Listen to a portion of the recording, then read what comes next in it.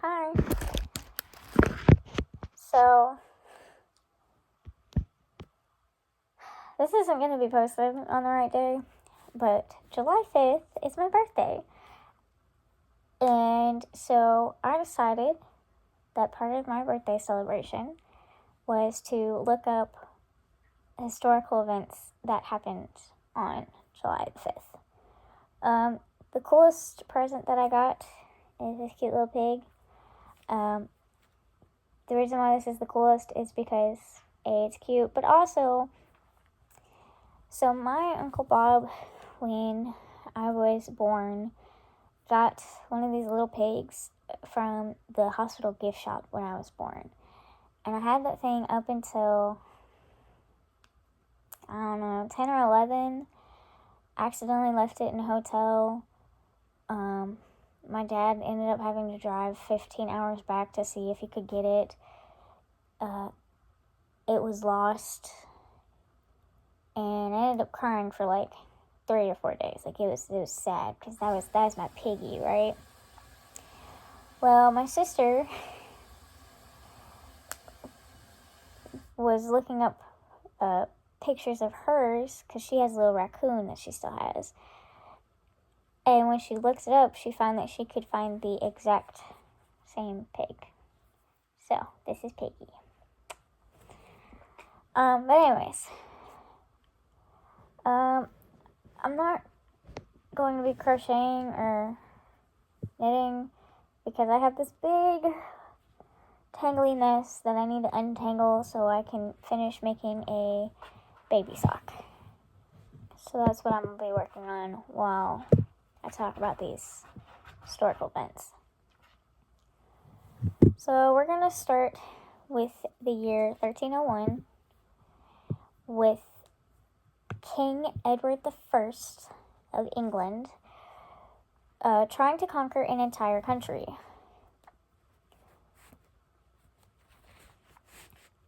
On this exact day, he launched his massive 6th military campaign into Scotland.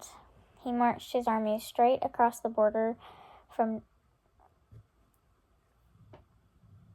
Northumberland into Berwickshire. So he was famously known as the Hammer of the Scots because he was absolutely obsessed with bringing the Scots under English control. On this specific campaign was a massive logistical nightmare. So he brought 1,000 foot soldiers and heavy cavalry building a massive wooden bridge just across the rivers. Even though I am struggling to untangle this, at least I'm not marching a medieval army through the mud.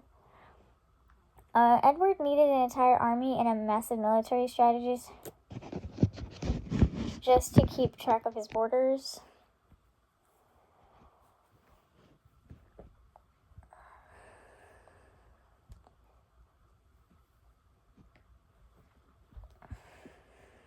So we're going to move ahead to the year 1316.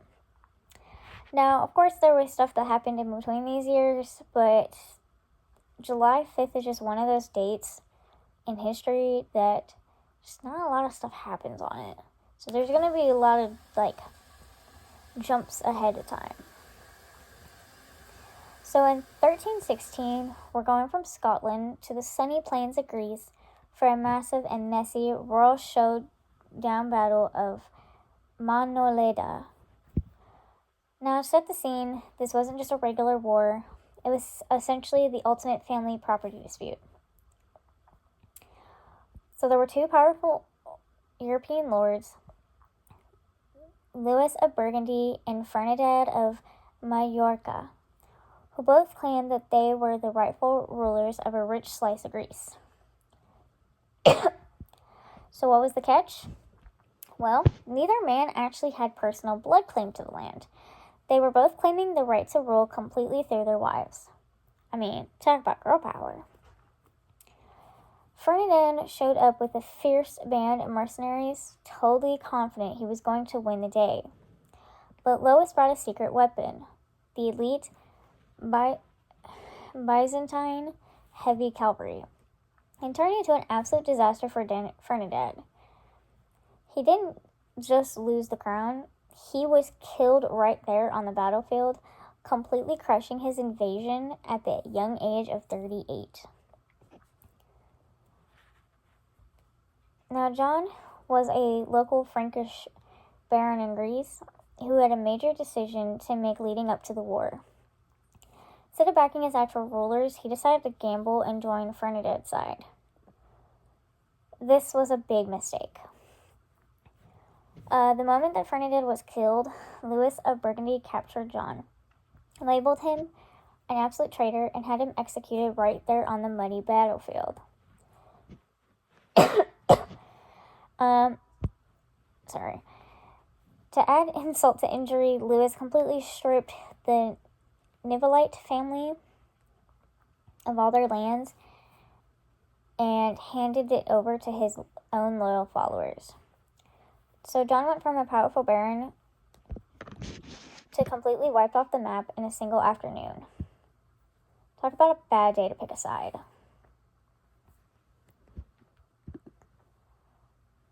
So we're going to jump to the next year of 1317. So we're done with the battle executions in Greece. Let's pack our bags and travel across the map to the massive, sprawling world of the Mongol Empire. So right around the same time, we have our next event. A young Mongol prince named Abu Sayyid Bayadar Khan officially becomes the ruler of the Ilkhanate. Now, the Ilkhanate was this massive, wealthy section of the Mongol Empire covering modern-day Iran and Iraq. Abu was just a kid. He was around 11 or 12 when he was handed the keys to the entire empire. So, something that I find very interesting is that Abu... Sorry about that. So anyways, Abu was a direct blood descendant of Genghis Khan. He was his great-great-great-grandson, meaning the legendary conqueror's DNA was running right through his veins. So the reason why this is interesting to me is because when I was 11 years old, right around the time that I lost Piggy, I became completely obsessed with Genghis Khan. I was seriously reading about his life in the Mongol Empire at that age, and it was the exact spark that ignited my lifelong love for history in the first place. I can only imagine how intense it must have been for an 11-year-old to actually live it. Instead of just reading about history, he suddenly had to navigate vicious court policies, greedy regents trying to steal his power, and rival factions attacking his borders. He ended up earning the nickname Bayador, which literally means the brave or the hero.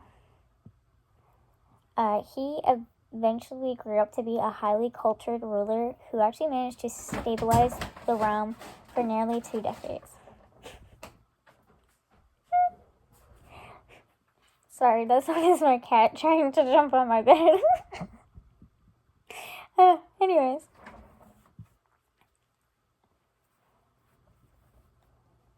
Looking back at it, at 11, I was falling in love with history books, while this 11-year-old Mongol prince was stepping up to rule the world. But our history timeline is going to keep moving. Where are we going to next? 1321 is where we're going. So I'm actually really excited about this one because I officially found my medieval birthday twin. On this day, a princess named Joan the Tower was born. Now, she gets the amazing name because she was literally born inside the Tower of London.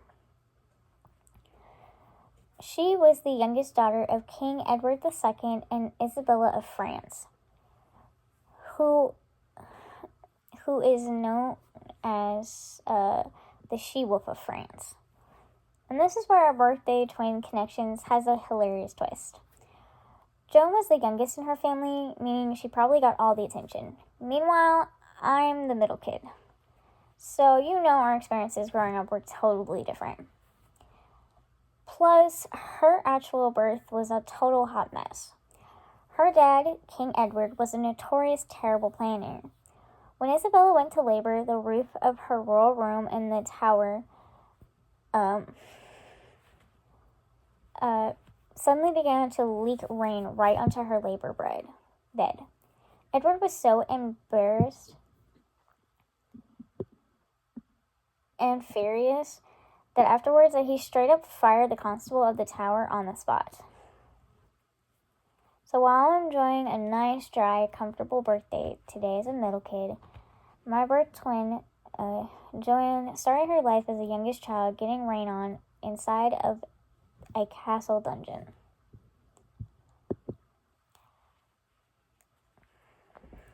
But wait, the royal baby drama in 1321 actually sets up our next major stop on the timeline.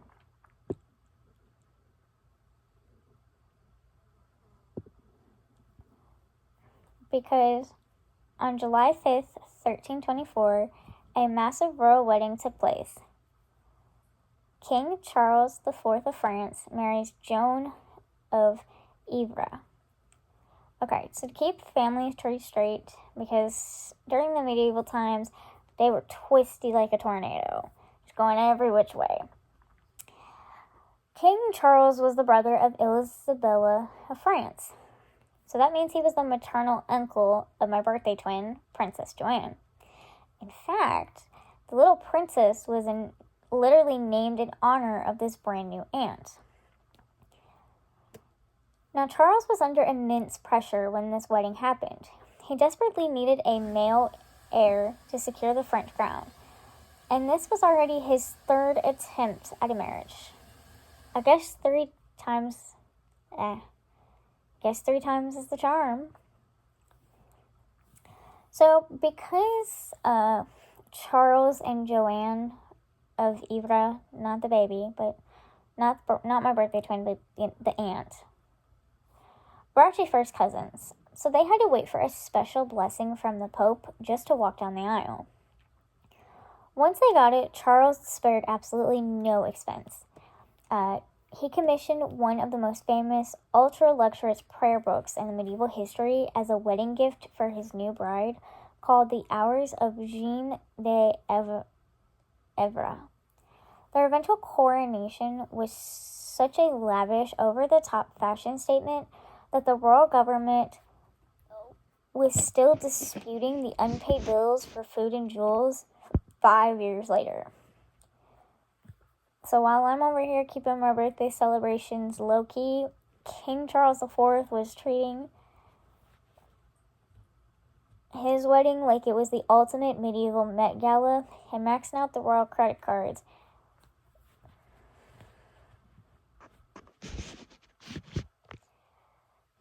Okay, so where are we going to head to next? 1375. Like I said, a lot of events don't happen on July 5th, and when they do, it seems like it's like a lot of years in between. But in 1375, we moved from Annette, France, to another place in France called Lyon. Except for this is not a happy event. This is for the sad death of Count Charles III of Alençon at the age of 38. Count Charles was a man born into absolute pinnacle of luxury and power. He was a prince of the blood, a member of the ruling house of Valois, and he inherited the massive estates of Alençon and Picardie as a child. For years he did exactly what you expect a wealthy medieval count to do. He managed his lands, played high-stake politics, and even fought in the brutal war of the Breton succession. At the age of 24, which is 3 years younger than when I am turning, fun fact, Charles shocked the entire French aristocrats. He walked away from his titles, gave up his vast wealth to his younger brother, and willingly traded his silk robes for the simple, rugged habit of the Dominican friar, which means that he was a monk. For those of you that aren't not knowledgeable on the terms. So fast forward to his final years. His royal family lines meant he couldn't stay completely hidden from public life, and the church eventually tapped his brilliant mind to become the Archbishop of Lyon. But the grueling work of managing a major religious powerhouse took a heavy toll. He spent his final days tirelessly serving his diocese before his health collapsed, and he closed his eyes for the last time on this summer morning. And for those who track our channel's royal family lore, get ready for some incredible family connection. So Charles' father was killed fighting the English at the legendary Battle of Crecy when his brother was a powerful cardinal. This means Charles' sudden choice to abandon secular power wasn't just a personal choice. It completely reshaped the political landscape of France during the 100 Years' War. Which, by the way, the 100 Years' War was this massive war against England. But we're gonna move on to 1413. Because the fate of an empire hangs in the balance. For over a decade, the sons of Sultan Bayezid I have been tearing the Ottoman Empire apart in a savage civil war. Literally brother against brother, army against army. On this day, the two remaining titans collide for the final time in the Battle of Chamorlu. On one side, Musa Chalabi ruling the European territories, and on the other side, his brother Mehmed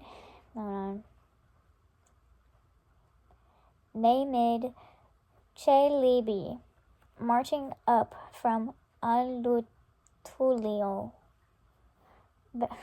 backed by a desperate coalition of Byzantine, Serbian, and Hungarian allies. The two armies meet on the muddy plains just south of modern-day Sofia, Bulgaria. Fighting is fierce, desperate, and chaotic. Musa's troops fight with the ferocity of men who know that there is no turning back, but Mehmed's strategic allies prove too powerful to break. Oh, hi, Miss Wednesday. Did you come to learn some history?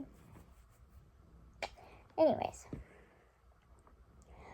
as the lines fracture, Maza is forced. Oh, sorry.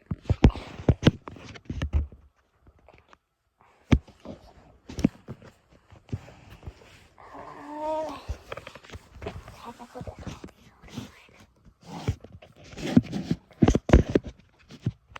There we go.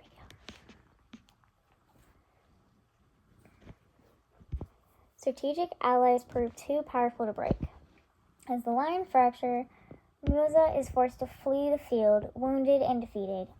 He is captured shortly after, bringing a grim, decisive end to his claim and his life. With Musa gone, the decade-long civil war instantly is over. Muhammad stands alone as the undisputed sultan.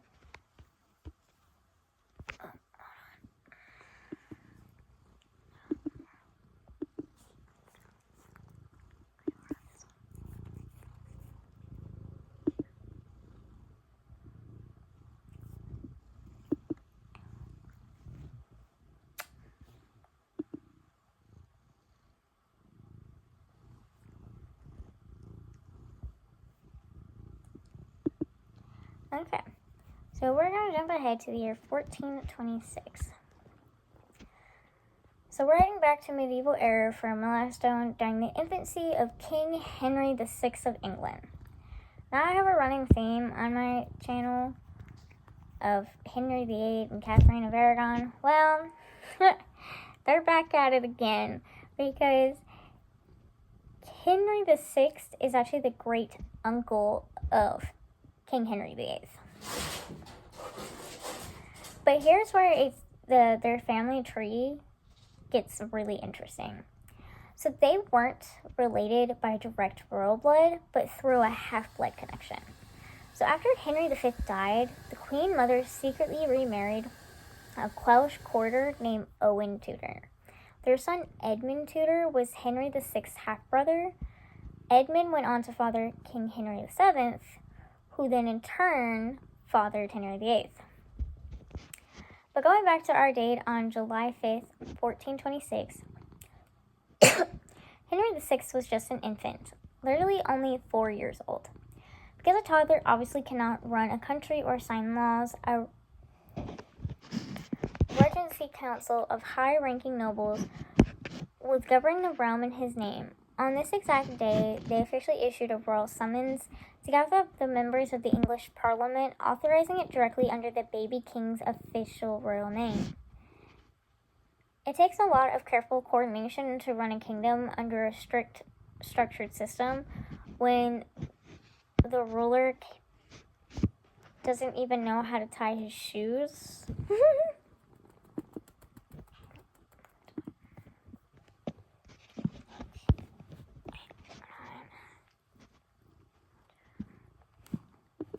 Okay.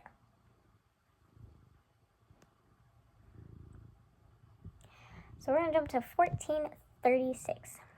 We're going to move from England to Bohemia for the official end of one of the most brutal religious conflicts in medieval Europe, the Hussite Wars.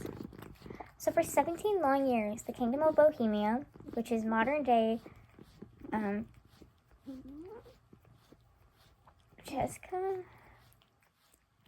Czech Republic, okay, was torn apart by a massive civil war between the Catholic Crusaders and the followers of the reformer Jan Hus.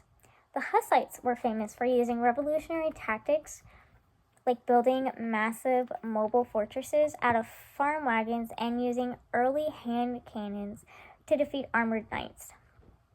The Holy Roman Empire, Sigismund, tried launching multiple massive crusades into Bohemia to crush them, but the Hussites successfully beaten them back every single time.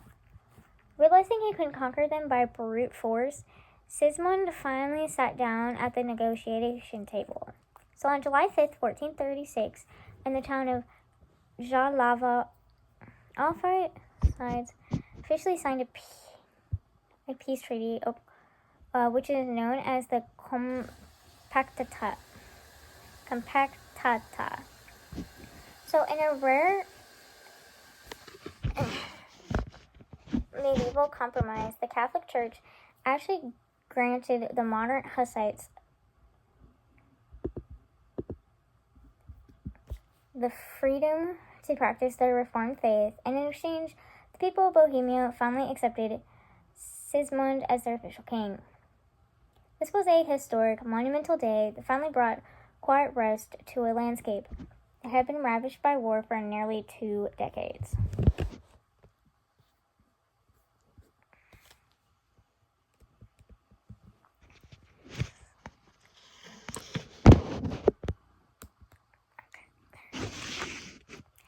Okay, so we're going to jump to 1447. Here we go. Okay. So we're going to move from Bohemia to Pesaro, Italy, to the birth of Constanza I Sforza. He was born in the city of Pesaro, Italy, to a famous mercenary commander and ruler, Alessandro Sforza. Now, if you track the deep lore of the Italian Renaissance, the Sforzas were absolutely legendary. They were a powerful dynasty of condottieri, which is the Italian word for professional mercenary captains, who essentially used their military brilliance to build and rule their own massive states. Constanza's birth was highly anticipated because he was the first legitimate son and heir to the lordship of Pesaro. But his life began with a major bittersweet family transition. Tragically, his young mother,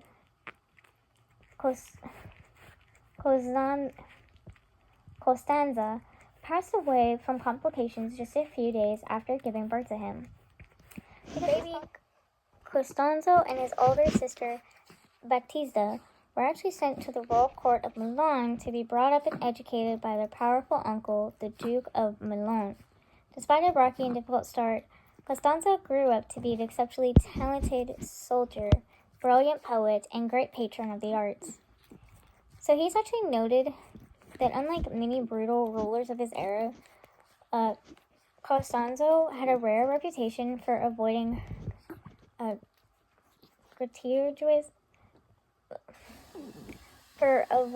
lot of violence, and was deeply revered by his subjects because he was so peaceful. So the last event that we're going to talk about happened in 1460. So we're going to move from the sunny courts of Italy to the dark, wind-swept marshlands of northern Poland. We are traveling back to the year 1460 for a dramatic climax of the 13 Years' War and the shocking fall of Marienburg Castle. For over a century, this colossal red brick fortress had served as the invincible headquarters of the Teutonic Knights, a powerful order of crusader monks who ruled the Baltic region with an iron fist. So if you try a deep lore of medieval warfare, Marienburg was an absolute legendary. It was the largest castle in the world, specifically designed to withstand years of starvation and brutal siege warfare. Yet, its ultimate downfall did not come from the glorious breach of its massive walls, but rather from bitter, heartbroken betrayal from within. The fortress collapsed because the Teutonic Grand Master, Ludwig von Erlichsheijen, ran completely out of money. Deeply in debt, he had been relying on thousands of mercenary soldiers to defend the castle walls against the Kingdom of Poland. When a paycheck stopped coming, the angry mercenaries decided they were done fighting for free. In a stunning twist of greed and survival, they mutinied, seized the fortress, and literally sold the invincible castle directly to the Polish king, Casimir IV, to cover their back pay. Tragically, the Grand Master was forced to pack up his things and flee his own ancestral home in total humiliation.